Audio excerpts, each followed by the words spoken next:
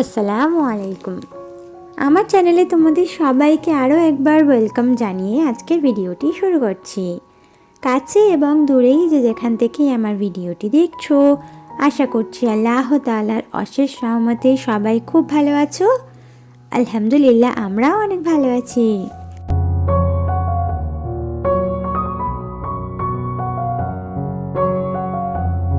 তো এখন ঘড়িতে বাজছে 10:30 থেকে 11টার মতো, আর এখন থেকেই কিন্তু আমি আমার ব্লগটা স্টার্ট করছি। সকালবেলায় সব কাজকর্মই সেরে ফেলেছি, তো একেবারে রান্না বান্না করতে এসেই তোমাদের মাঝে ভিডিও শেয়ার করার সময় পেলাম। তো আসলে ব্যাপারটা হচ্ছে আজকের অনেক তাড়াহুড়োই ছিল, যেহেতু প্রত্যেক দিনই তাড়াহুড়ো থাকে, তবে সেই তাড়াহুড়োর মধ্যেও কিন্তু আমি তোমাদের জন্য অল্প কিছু হলেও সময় বার করেই নিই। তবে আজকেরও সময় বার করতে পারলাম না, তার জন্য আমি ক্ষমা চেয়ে নিচ্ছি। তোমরা অবশ্যই ক্ষমা সুন্দর দৃষ্টিতে দেখবে আর বুঝবে যে বোনটা সত্যিই সময় পায়নি বলে ভিডিও করতে পারিনি। তো যাই হোক, এখানে কিন্তু ব্লগটা স্টার্ট করে ফেলেছি আর একেবারে রান্না বান্না শুরু করে দিয়েছি। তো সব থেকে প্রথমে ভাত বসিয়ে দেবো। আজকের কিন্তু কাঠের উনানের আমার ছুটি।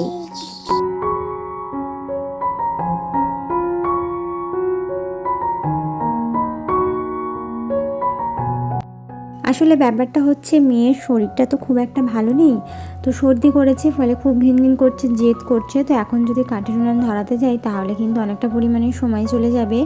আর এখানে যেহেতু মেয়েকে গোসল করানো রয়েছে, খাওয়ানো রয়েছে, তো যেদিন আর কি সময় হাতে খুব কমই থাকে সেদিন চেষ্টা করি একটু গ্যাসে সব কিছু করে নিতে। তো নিজের সময়টা বাঁচিয়ে নিতে, যেন সময়ের মধ্যে সব কিছু কমপ্লিট করে নিতে পারি। কাঠের উনান ধরালে যে রান্না করা যাবে না এমনটা নয়, তবে সেক্ষেত্রে আমার হেডেক অনেক বেশি বেড়ে যাবে আর সময়টা তো থাকবেই না। ফলে দেখা যাবে কি আমি নিজের জন্য একটু সময় বার করতেই পারিনি, একেবারে রান্নাবান্না শেষ করতে করতেই আমার 2টো বেজে গেছে। তো সে কারণে সময় অনুযায়ী যেদিন যেরকম হয় সেই অনুপাতেই কিন্তু আমি গ্যাসের কাঠে এইভাবেই কিন্তু আমি রান্নাটা করে থাকি।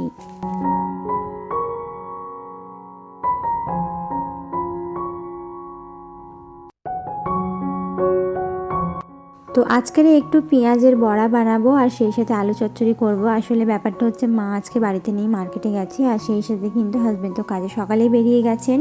তো বাড়িতে কিছুই সবজি টবজি নেই, তো ভাবলাম কি করব। তো পেঁয়াজ ছিল, একটু বেসনও ছিল, অল্প কিছুটা বেসন ছিল, তো ভাবলাম একটু পেঁয়াজের বড়া করে নেওয়া যাক। আর আলু তো প্রত্যেকের বাড়িতেই থাকে আর সব কিছুই মোটামুটি জোগাড় তো রয়েছে, আলু টমেটো ধনেপাতা এগুলো আছে।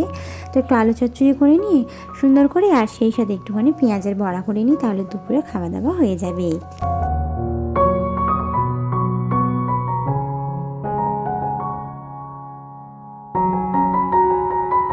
তো সবথেকে প্রথমে পেঁয়াজটাকে আমি মেখে রেখে দেবো। তো পেঁয়াজ কুচি, কাঁচা লঙ্কা কুচি, ধনেপাতা কুচি নিয়ে নিয়েছি, সাথে এখানে দিয়ে দিয়েছি স্বাদ মতো লবণ, আর একটুখানি জিরে ধনিয়ার গুঁড়ো আর আদা রসুনের পেস্টও আমি দিয়েছি। দিয়ে খুব ভালোভাবে কিন্তু এটাকে আমি হাত দিয়ে মেখে 10 থেকে 15 মিনিটের জন্য ঢাকা দিয়ে রেখে দেবো, তাহলে পেঁয়াজটা অনেক বেশি সফট হয়ে যাবে। আর যখন এর মধ্যে আমি বেসন ব্যবহার করব তখন কিন্তু খুব ভালো ক্রিস্পি হবে। সঙ্গে সঙ্গে ভাজলে না পেঁয়াজগুলো একেবারে গোটা গোটা থেকে যায়, তো সে কারণে এইভাবে কিন্তু রেখে ঢাকা দিয়ে রান্নাটা ভাজাটা করলে খুব সুন্দর ক্রিস্পি হয়।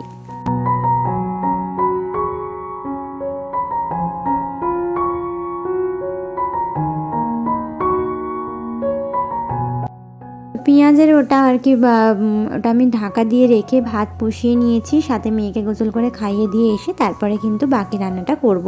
তো এখানে আমি 4 থেকে 5 চামচের মতো বেসন ব্যবহার করলাম, করে নিয়ে এটাকে খুব ভালোভাবে আবারও মেখে 5 থেকে 10 মিনিট আবারও ঢাকা দিয়ে রেখে দেবো। রেখে দিয়ে তারপরে কিন্তু এটাকে আমি গরম গরম তেলের মধ্যে ভাজবো।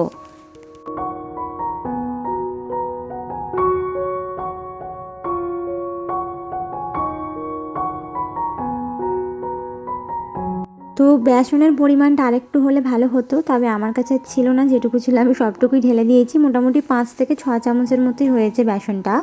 তো এবারে কিন্তু গ্যাসের ফ্লেমটা একটু মিডিয়ামে রেখে আমি এটা 2 পিঠ লাল লাল করে ভেজে নেব।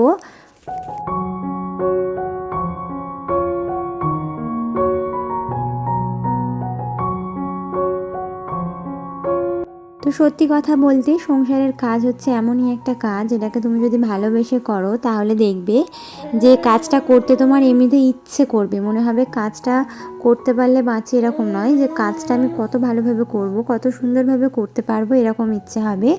আর যদি কাজটাকে তুমি টেনশন আর হেডেক নিয়ে ফেলো যে কাজটাকে আর কি কমপ্লিট করতেই হবে যে কোনোভাবে, তাহলে কিন্তু দেখবে কাজটা তো ভালো হচ্ছেই না, সেই সাথে কোনো কাজ সময় মতো হচ্ছে না। তো সেই কারণে চেষ্টা করতে হবে সংসারের কাজগুলোকে ভালোবেসে করতে, যাতে কাজটা তো ভালো হবে সেই তার পাশাপাশি কিন্তু অবশ্যই সেই কাজের পিছনে একটু হলেও আমাদের সময় দিতে হবে, মানে সময় সাপেক্ষ ধরে সেই কাজটাকে ভালো করে করার চেষ্টা করতে হবে। তাহলে দেখবে এমনিতেই তুমি সব কিছু শিখে গেছো। তো আমার সংসার জীবন যেহেতু একদমই অল্প, মানে 3 থেকে 3.5 বছরের মতো আমার সংসার জীবন, তবে এই সংসার জীবনে এসে কিন্তু আমি অনেক কিছুই শিখে ফেলেছি।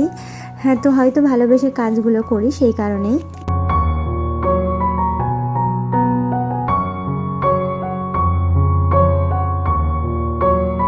পেঁয়াজের বড়াগুলোকে আমি একটু সময় ধরে খুব ভালোভাবে লাল লাল করে ভেজে তুলে নিচ্ছি। তো একটা ব্যাচ আমার ভাজা হয়ে গেছে, আর একটা ব্যাচ আমি ভেজে নিচ্ছি।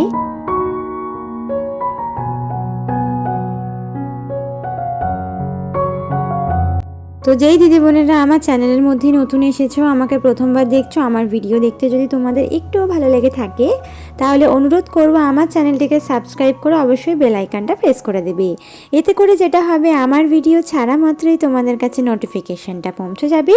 আর যারা অলরেডি কাজটা করে দিয়েছো তাদেরকে অসংখ্য ধন্যবাদ।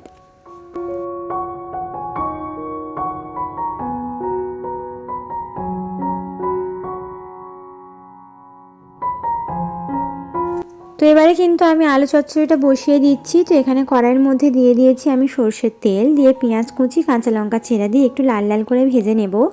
নিয়ে তারপরে কিন্তু এর মধ্যে আমি আদা রসুন বাটা অ্যাড করব। দিয়ে আবারও কিন্তু কিছুক্ষণ নাড়াচাড়া করে লাল লাল করে ভেজে নেব। পেঁয়াজ এবং আদা রসুন যাতে কাঁচা গন্ধ না থাকে সেরকম করে একটু ভেজে নিয়ে এর ওপরে কিন্তু ডাইরেক্টলি আমি ছোটো ছোটো করে কেটে রাখা আলুগুলো দিয়ে দেবো। আলুগুলো ছোটো ছোটো করার কারণ একটাই, যে আলুগুলো যেন তাড়াতাড়ি সিদ্ধ হয়ে যায়।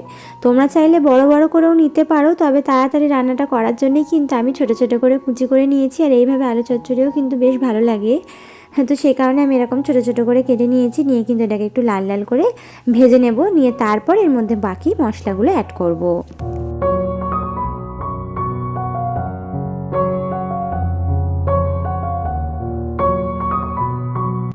খুব ভালোভাবে লাল লাল করে আলুগুলো ভাজার পর আমি সমস্ত রকমের মশলা অ্যাড করে দিলাম। স্বাদমতো লবণ, হলুদ গুঁড়ো, লঙ্কার গুঁড়ো, জিরে এবং ধনিয়ার গুঁড়ো, সাথে টমেটোটাও দিয়ে দিচ্ছি যেন খুব ভালোভাবে এর সাথে কষিয়ে নিতে পারি।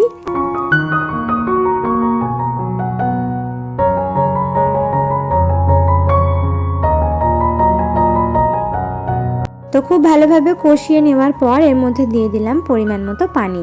তো পানিটা দেওয়ার পর আমার মনে হলো যে লবণটা একটু কম লাগছে, তাই আমি আরেকটুখানি এর মধ্যে লবণ অ্যাড করে দিলাম।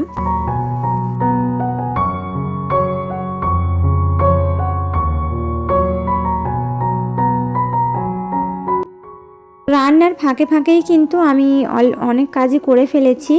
আর সেই সাথে কিন্তু এখানে গ্যাস ওভেনটাও কিন্তু আমি হালকা করে ক্লিন করে নিচ্ছি। তো গ্যাস ওভেনটা কিন্তু আমার এমনিতে ক্লিনই রয়েছে, মাজুনি দিয়ে মেজে নেওয়ার ফলে গ্যাস ওভেন একদমই চকচকেই থাকে। তো আজকে যেহেতু খুব একটা ভারী রান্না বান্না করিনি, ফলে তেলও ছিটাইনি, তো আজকে আর মাজুনি দিয়ে মাজবো না, কালকে আবার মাজবো।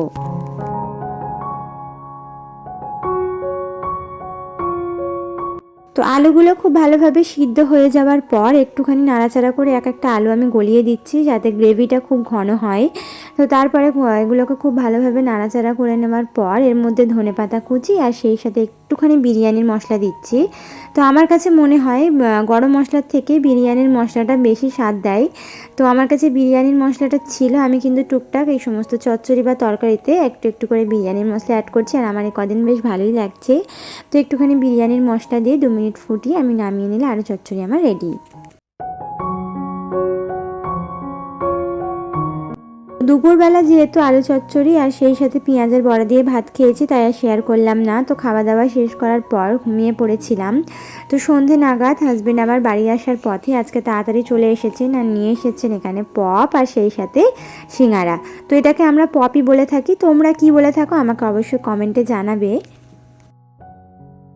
তো এই বলেই আজকে বিদায় নিচ্ছি। আশা করছি পরবর্তী ভিডিও পর্যন্ত তোমরা সবাই সুস্থ থাকবে, ভালো থাকবে।